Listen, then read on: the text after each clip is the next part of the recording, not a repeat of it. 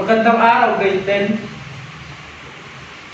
Bago natin tuloy ang simulan ng ating klase, maaari ko bang tawagin si Justin sa harapan upang simulan ang ating panimulang panalangin?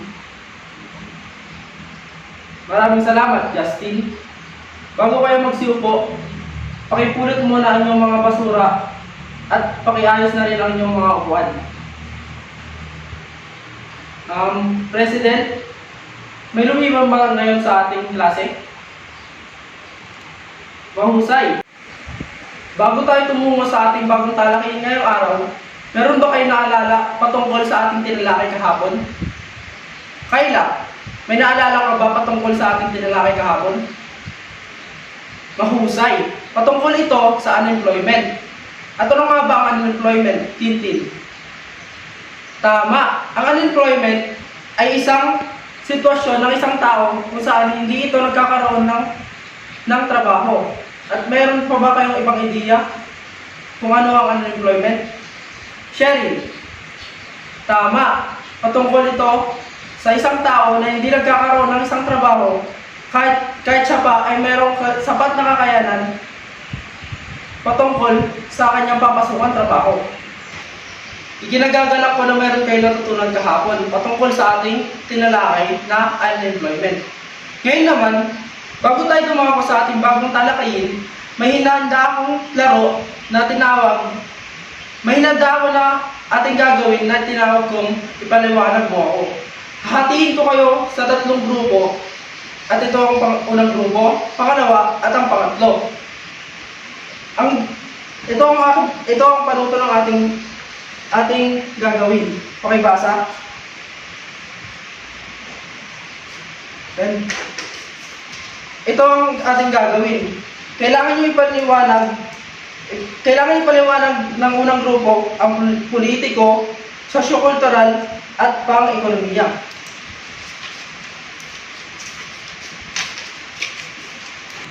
Palakpakan nyo ang inyong mga sarili dahil napagtagumpayan nyo ang ating ginawang aktibidad. Batid ko na handa na kayo sa ating bagong talakayin.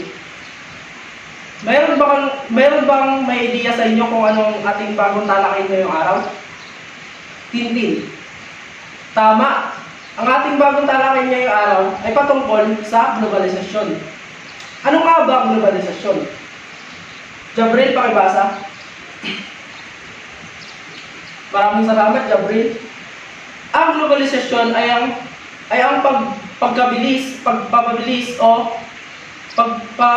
ng paglaganap ng isang bagay o impormasyon sa iba't ibang lugar. Ito rin ay napapabilis nito ang isang impormasyon, ang koneksyon o impormasyon ng isang bagay patungkol sa isa pang bagay. Sunod naman. Pakibasa, Kayla. Maraming salamat, Kayla. Nagsimula ang globalisasyon noong 60 years ago. Pakibasa, Kayla. Kailan nga ba nagsimula ang globalisasyon? Noon pa man, ay mayroon ng interaksyon ng mga tao sa iba't ibang lugar, lalo na sa usapin ng kalakalan. Nagsimula ang globalisasyon noong 60 years ago. Layunin nito na pagbuklo-buklo din ang mga kultura ng mga kabihasnan at nagkakaroon ito ng tinatawag na cultural diffusion. Sunod naman, pakibasa, Jabril. At magbigay ka na rin ng iyong ideya patungkol sa iyong klasa. Mahusay. Dahil sa paglalayag ng mga taga-Europa, nagkaroon sila ng ekspedisyong tinawag na Bagong Mundo o New World.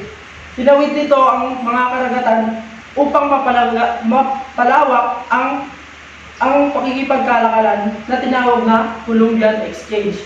Pangalawa naman, pakibasa Kayla at magbigay ka na rin ng iyong ideya. Mahusay.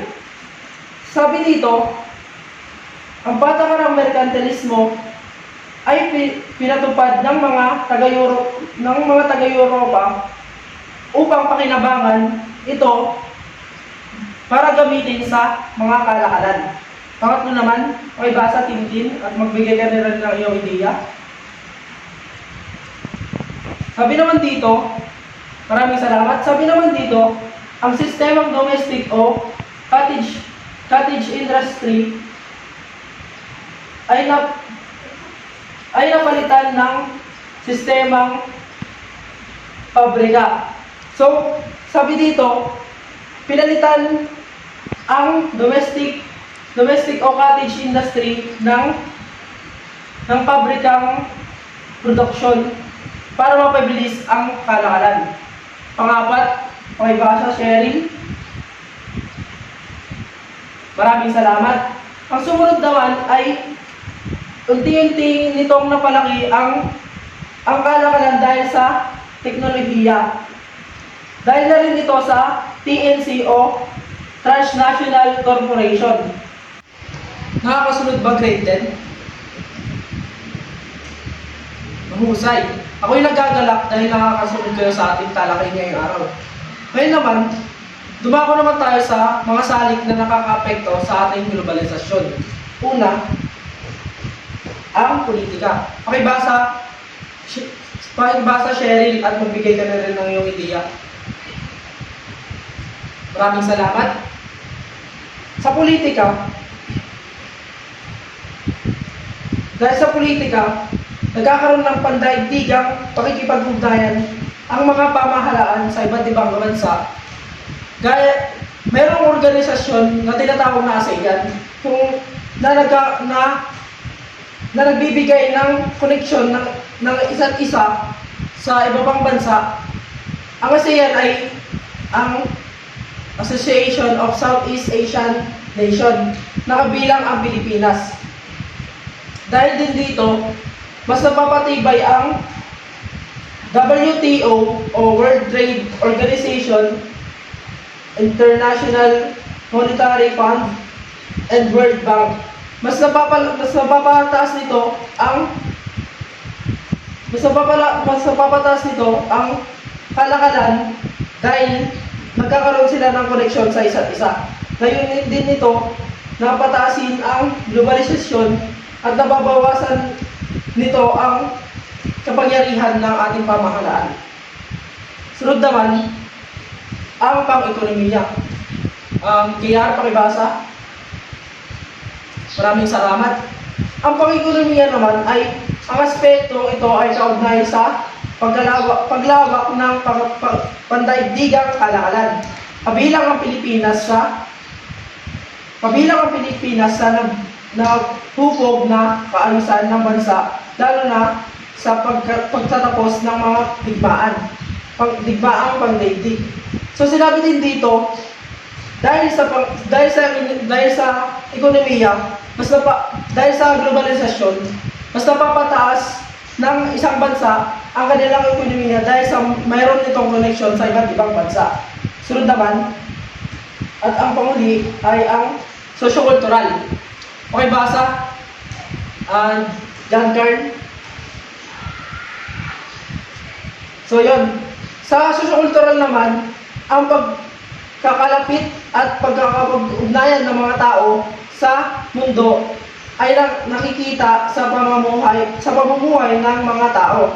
Sa usapin ang pagkakaroon ng konsumo na ipakikilala ang produksyon at serbisyo ng isang kultura sa ibang bansa. So, sinabi naman dito, dahil sa pakikipag-ugnayan ng bawat isang tao, nagkakaroon ng isang palitan o kalakalan ng produkto, serbisyo o kultura ng isang tao. Grade 10, nakakasunod ba sa ating talakayin? Ako'y nagagalak at dahil kayo ay nakakasunod sa ating talakayin. Ngayon naman, magkakaroon ulit tayo ng ating aktibidad. At hatiin ko ulit kayo sa tatlong grupo. Ito ang unang grupo, pangalawa at ang pangatlo. Magkakaroon lang kayo ng 5 minuto at may isang representante kayo na para ipaliwanag kung ano ang kahalagaan ng globalisasyon. Ang inyong 5 minuto ay magsisimula na ngayon. Palakpakan ninyo ang inyong mga sarili dahil nasagot nyo kung ano ang kahalagaan ng globalisasyon. Class, bago tayo magtapos, meron akong katanungan patungkol sa ating natalakay ngayong araw na globalisasyon. At ito ano ang magandang naidulot ng globalisasyon?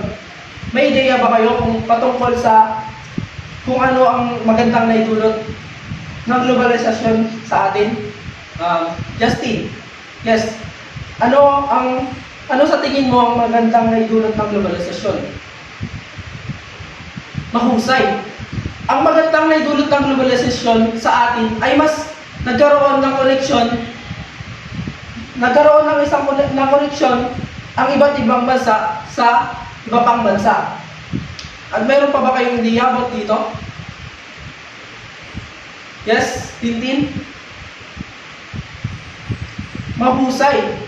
Dahil din sa globalisasyon, mas napabilis ang paglaganap o pagsalin ng mga impormasyon o produkto ng ibang bansa sa ibang pang bansa.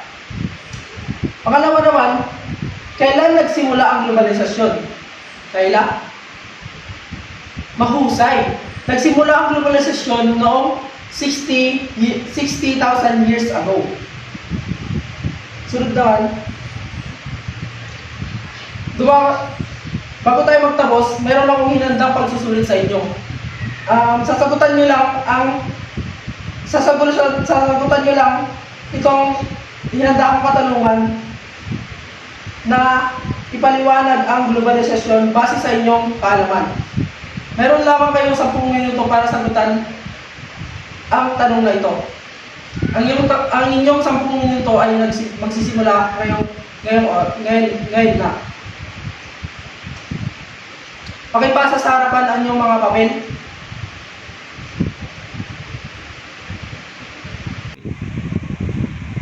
Bago natin tuloy ang bukasan ng ating klase ngayong araw, magkakaroon muna tayo ng kasunduan. Basahin nyo at pag-aralan ang susunod na mga pahina sa pahina 70 to 85. Yun lamang, grade 10. Maraming salamat.